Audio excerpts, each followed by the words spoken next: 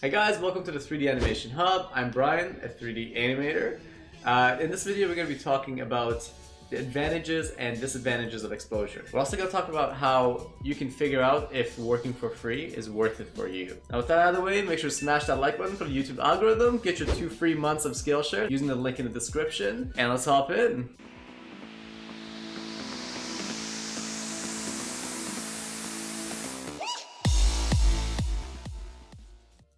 So since starting the channel, I've gotten a lot of requests from people. It's either sending me messages or emails saying, hey, I would love to collaborate with you. Let's do this collaboration. But the thing is, most of these have been absolute doo-doo.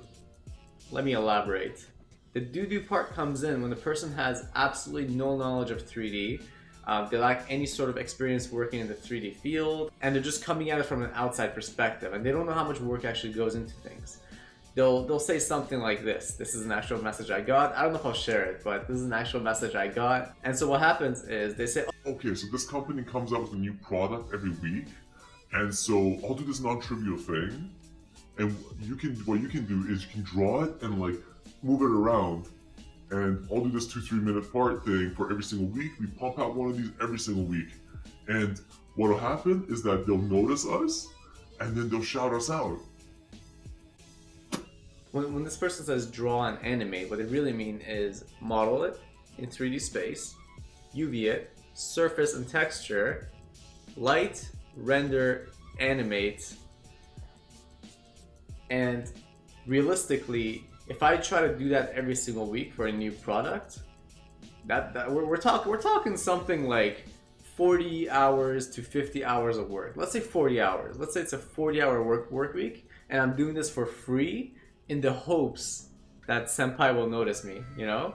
There's no benefit, there's no concrete benefit. It's all just this person's hope, and I'll be contributing 40 hours of work. This person will be contributing about 2 to 3 minutes of work. And they want to be, you know, equal partners in this, and it's like, yeah, we can collaborate, we can team up when I'm doing 99% of the work. But they don't understand that. They think I'm just drawing this thing in 3D space somehow and just pressing the animate and light and make button, and that's it. So, you know, let's put that into perspective a little bit. Let's say you spend 40 hours doing this a week for, let's say it takes 4 months for senpai to notice you. That's 4 months of working full time. Here in Canada at minimum wage, that equates to about $10,000 of working full time at minimum wage. $10,000. You could do a lot with $10,000. You could go to an online school and make your portfolio better. You could take some workshops. There's so many things you can do to advance your career with $10,000. And let's look at it another way. Let's say you put that $10,000 into an S&P 500 at an 8% interest rate annually, which is the average for S&P 500. And so let's say you invest as $10,000. And let's assume you're 20 to 25 at an 8% interest rate year over year. By the time you retire in about 40 years, that's worth $217,000. That's $10,000. Your time is money. That's what I'm trying to show you guys. Your time is money. So it's up to you to figure out, like, is your time really worth being spent on this thing that has, like, you know, no clear value, and there's no like end goal, and it's just based on thin air and based on luck, and there's no guarantee of anything. This is the kind of stuff I wanted to talk to you guys about in this video. I want to go a little bit more in detail about when you should really take these opportunities. So here's my list of 5. Number 1, be sure the person has good intentions.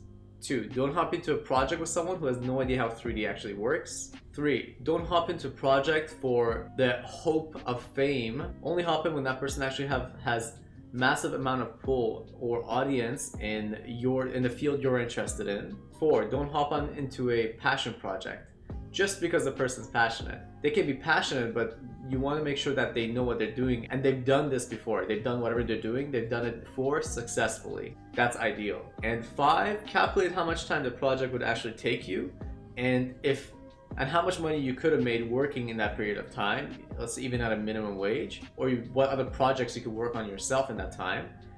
And if the benefit of working on this project that the person's presenting to you, this collaboration, is greater than everything else you could be doing with your time, then consider taking it. So those would be my top 5 tips that I would share with you guys.